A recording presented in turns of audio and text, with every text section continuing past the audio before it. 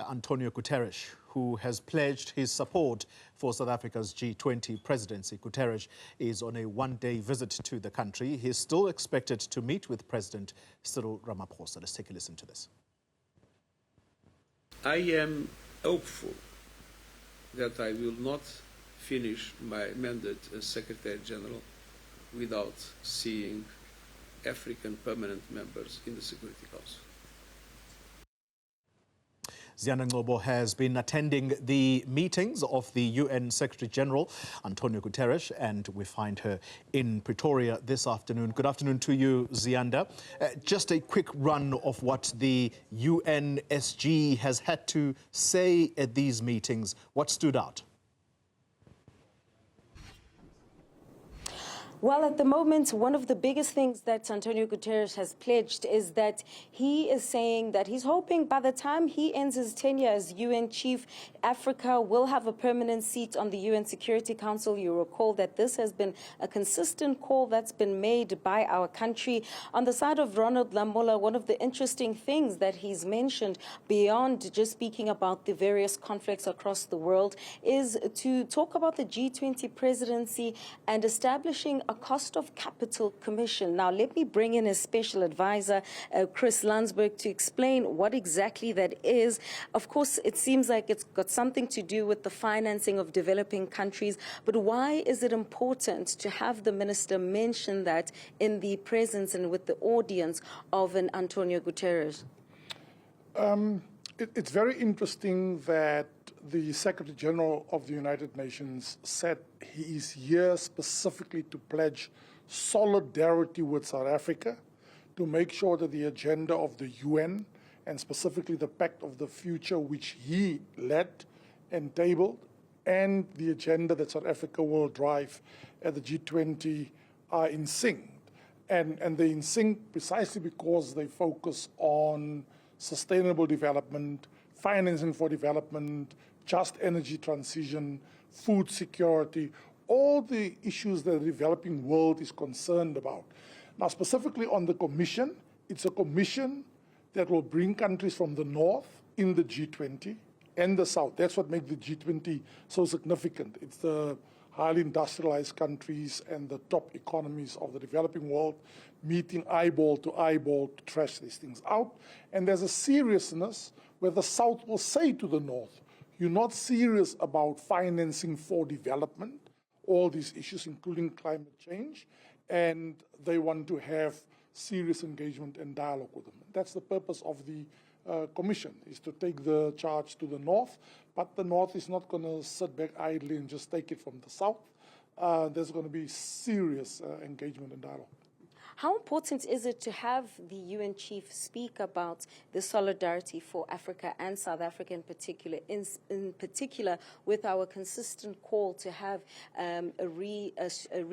organizing, so to speak, of the security architecture, in particular the UN Security Council, and getting that permanent seat?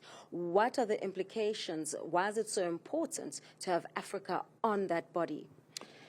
Since I took up this position, and the minister asked me to be the special advisor, one thing that has come to my mind, having transited for a year from academia to assistant minister as advisor, the one thing that has struck me, I was almost baffled, the extent to which South Africa is seen almost as the most committed country to multilateralism in the world, and to the UN in particular.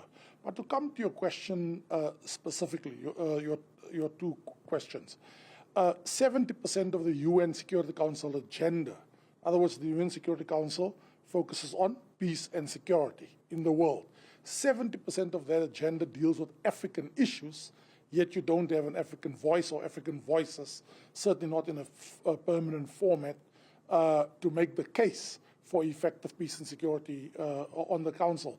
So the UN is out of step. I mean, the UN was created in 1945, and it still resembles the world of the post-Second World realities.